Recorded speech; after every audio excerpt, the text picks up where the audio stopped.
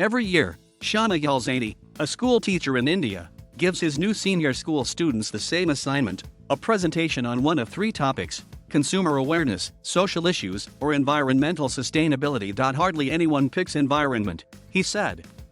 Not even in recent years, since the perils of climate change have become more real everywhere. Temperatures are higher than ever, glaciers are melting faster, violent cyclones and wildfires have become common, and children are at higher risk because of all of this.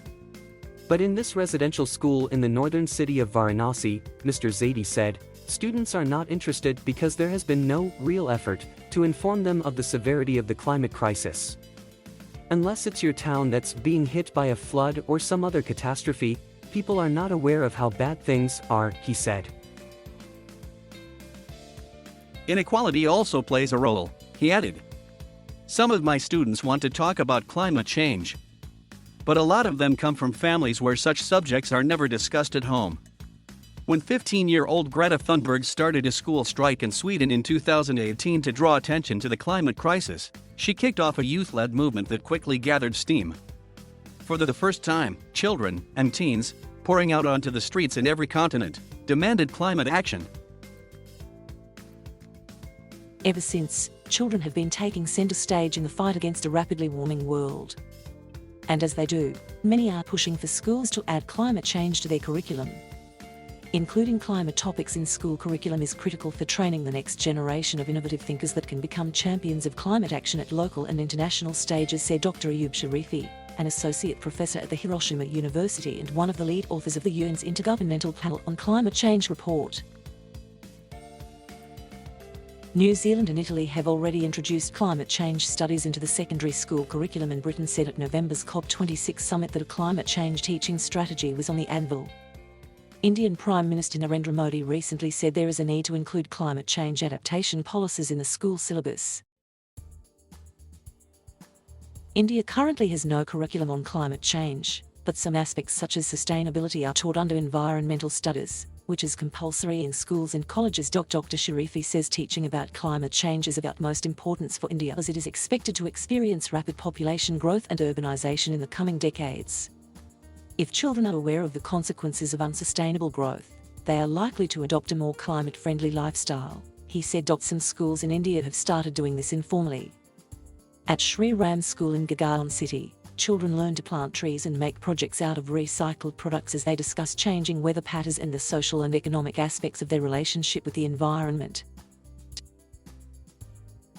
It may not be a separate subject per se, but there is a curriculum in place to teach children about climate change and it's graded, said Shada Sagar, who has taught environmental studies and social studies the school. But experts say existing teaching methods do not address the scale of the problem.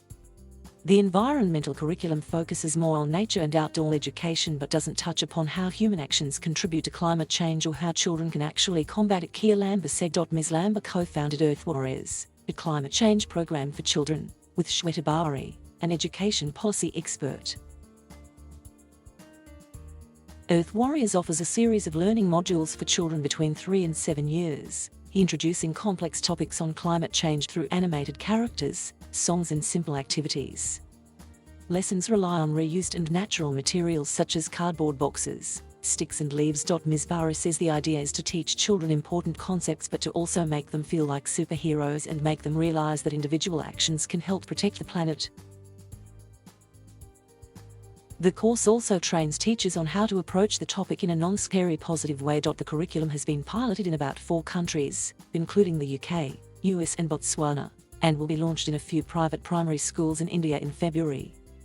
This is a start, but our end goal is to make this a national curriculum in India and elsewhere, Ms. Lamba said. But not everyone agrees that Indian schools need a separate curriculum on climate change. Anita Rampal, former Dean of the Faculty of Education at Delhi University, says that instead of relegating the topic to a separate textbook, there is a need to integrate it with existing subjects so that it runs through the entire curriculum. Climate change and related topics such as the biodiversity crisis and ecological justice are very important to understand, but they are also abstract and challenging, she said. It's not enough to preach moral messages or give definitions. These concepts and issues need to be woven into whatever you teach. There are other challenges too. Huge disparities exist between underfunded government-run schools and plush private ones, making it that much harder to integrate climate education across the board. It's easy to say schools should create outdoor time and practical activities, but the truth is that it cannot happen in many poor schools in India. So, more than a curriculum, schools need to be supported to be able to bridge this gap, Ms. Sagar said. But teachers also worry about the despair and hopelessness students can feel upon learning about the troubling reality of climate change. Ms. Rampal says that's a part of growing up. Children have to address issues as they face them. A curriculum is never just transmitting information, it is about a child constructing her own knowledge. Other experts say solutions too must be an integral part of learning about climate change. Only showing a dark image of the future will certainly have a negative mental impact, Mr. Sharifi said. Schools need to emphasize that there are solutions to the problem and that our individual and collective actions can make a big difference.